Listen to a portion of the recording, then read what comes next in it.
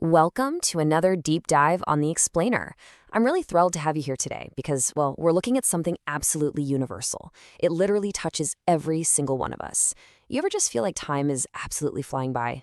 Like 1 minute you're a kid without a care in the world, and then suddenly you're stressing out over your career, your savings, your status, the whole shebang. Well, today we're going to unpack a fascinating breakdown of just how fleeting life really is, drawing from a profoundly deep source.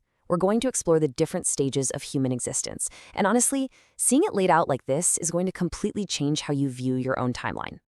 So, get this.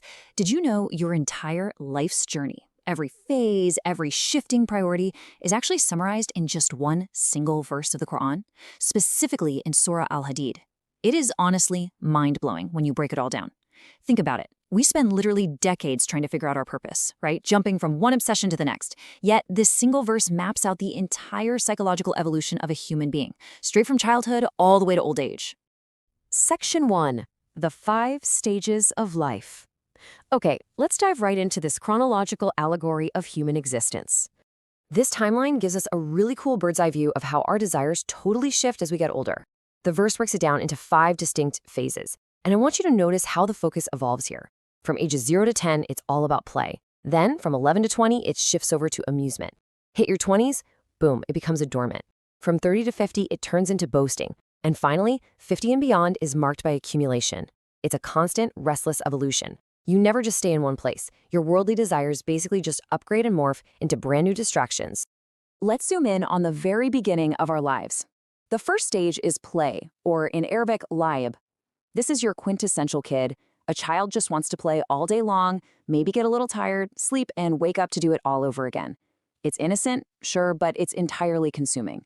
But then, as that kid gets a bit older, play just isn't enough anymore. A new desire kicks in, and that's amusement, or lahu. Amusement is basically anything in life that's enjoyable, but crucially lacks any real lasting benefit. You know, it's just entertainment for the sake of entertainment. To put that into a modern context for us, just look at the number 10. How ridiculously easy is it today to spend 10 useless hours just mindlessly scrolling through Facebook or YouTube? That is the exact modern definition of amusement. You're engaged, you're entertained, your brain is definitely stimulated. But when those 10 hours are up, you gained absolutely nothing of substance. You've just been passing the time. Now, what's really interesting about this next stage, stage 3, adornment, or zina, is how incredibly relatable it is.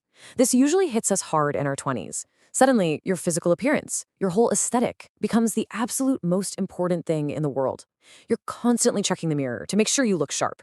The source material actually gives a brilliant example here, wearing a broken watch just because it looks stylish. I mean, it doesn't even tell time anymore, but who cares, right? It looks chic. The aesthetic has completely overridden the utility. Then, as we move into full-blown adulthood, our egos really take the wheel. We hit stage 4, boasting.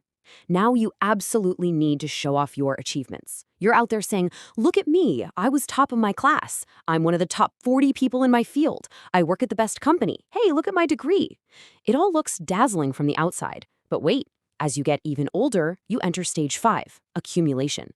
It's not just about the titles anymore. It's about sheer volume.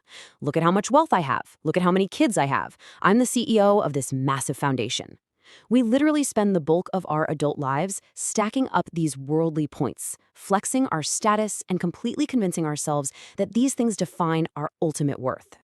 Moving on to section 2, the story of rain and plants.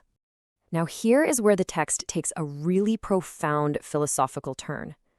Right after outlining the absolute peak of worldly success, it transitions into this striking metaphor about rain and plants. The verse uses the image of beautiful, heavy rain called ghaith falling on the earth, and it brings forth this lush, green, beautiful plant. But I want you to notice the word al-kafar here. Usually this translates to disbelievers, but here is a super surprising linguistic fact. In this specific agricultural context, it actually refers to the farmers. Why? Because the root of the word literally means to cover, and the farmer covers the seed in the dirt.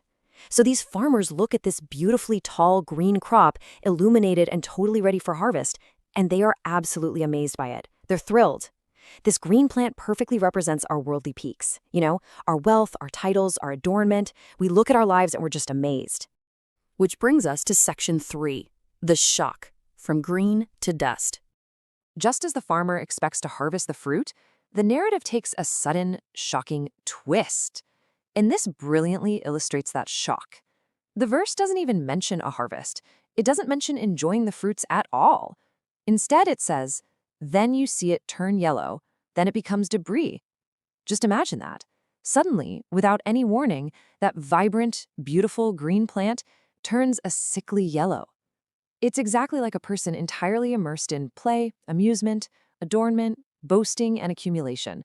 Suddenly, all that green, lush enjoyment just turns yellow. It withers. It loses all its life and vitality in the absolute blink of an eye. And then it becomes dust, debris that people just trample right under their feet.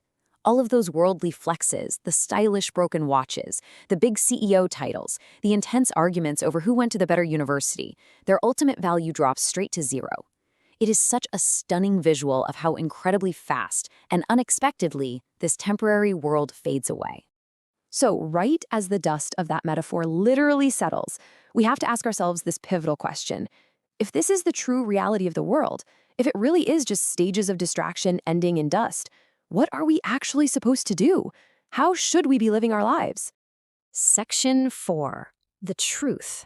Punishment or forgiveness? So the crucial point here is that the end of this worldly journey arrives way faster than any of us expect. There are no more stages left, no more games, no more titles. There are only 2 choices left on the table. The text outlines that you either face severe punishment or you receive forgiveness and ultimate approval from the Creator.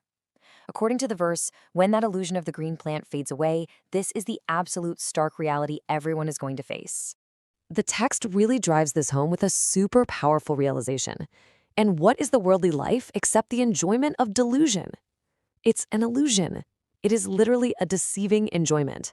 And realizing that you've been chasing a mirage? Well, that is the very first, completely necessary step to making the right choice before your time runs out.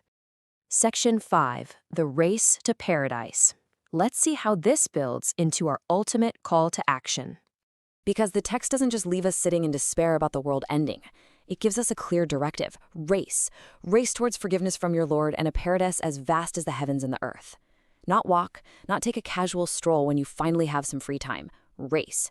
But here's the thing. To win a race, you gotta cut the dead weight. The explainer from our source material highlights the modern traps that keep us stuck in that amusement phase. You know, sitting for hours unproductively at cafes, playing completely pointless games, wasting your already short lifespan just scrolling away on your phone. And even worse, engaging in gossiping and backbiting, which the Quran vividly equates to eating the flesh of your dead brother. These aren't just harmless pastimes, guys. They are active detours. Over the long term, they completely waste your life on empty things, disqualifying you from the grand prize prepared for those who actually understand the reality of this really short journey. Which brings us to our final thought for today.